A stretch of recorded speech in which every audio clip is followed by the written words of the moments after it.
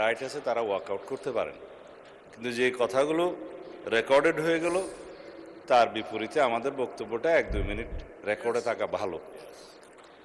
যে মুলতবি প্রস্তাবটা আপনার অনুপস্থিতিতে ডেপুটি স্পিকার প্রিজাইড করেছেন, উনি গ্রহণ করেছিলেন, তখনই আমি আপত্তি উত্থাপন করেছিলাম যেটা 68 বিধিতে হতে পারে, কিন্তু মুলতবি প্রস্তাব যে রুলস অফ প্রসিডিওর আছে তার মধ্যে আপনি রাইটলি আইডেন্টিফাইড করেছেন, সেটা আমি আগে উত্থাপন করেছি।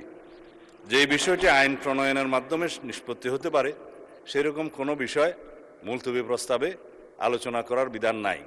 এটা আপনাদের উদারতা, হাউজের অভিভাবক হিসাবে জাতীয় গুরুত্বপূর্ণ ইস্যু হিসাবে উত্থাপিত হয়েছে, আপনি আলোচনার জন্য রেখেছেন এবং সেটা 2 ঘন্টা আলোচনার জন্য সময় নির্ধারিত হয়েছে, উভয় পক্ষে আলাপ আলোচনা হয়েছে।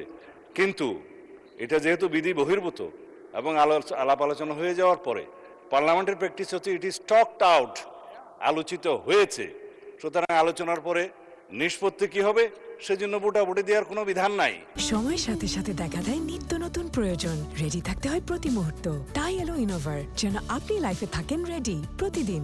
Innova, designed for now. শুধুমাত্র মুলতবি প্রস্তাব উত্থাপিত হবে কি না, উত্থাপিত হবে অথবা হবে না, তার উপরে ভোটাভুটির বিধান আছে। কিন্তু আপনি যদি তখন ভোটাভুটি বিধান দিতেন তাহলে পরে এই আলোচনার প্রস্তাব উত্থাপিতই হতো না।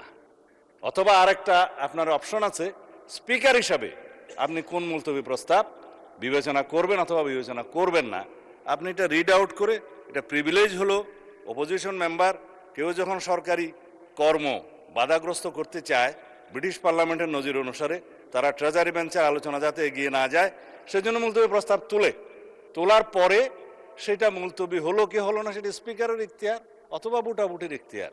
তখন মুলতবি প্রস্তাবটা আলোচনা না হলেও প্রিভিলেজটা হলো যে তাদের উত্থাপিত বিষয়টা আপনাকে পড়তে হয়, সেইটাই। আর আমরা কোনো মুলতবি প্রস্তাব এখানে রিড আউট করি নাই মাননীয় স্পিকার। উনি যেটা বলেছেন সেটা অসত্য বলেছেন। যেটা মুলতবি প্রস্তাব আমিও শুনেছি আজকে একজন বেসরকারি সদস্য উত্থাপন করতে পারেন, সেটা আপনাকে বিবেচনা করতে হবে, যেহেতু একই বিষয়ে আপনি বিরোধী দলের মাননীয় নেতার একই রকম মুলতবি প্রস্তাব আপনি গ্রহণ করেছেন। এটা প্রেসিডেন্ট হিসেবে as a matter of right বেসরকারি সদস্য সেটা ক্লেম করতে পারে। ধন্যবাদ মাননীয় স্পিকার। ধন্যবাদ মাননীয় মন্ত্রী। যখন প্রস্তাব উত্থাপিত হবে তখন দেখা যাবে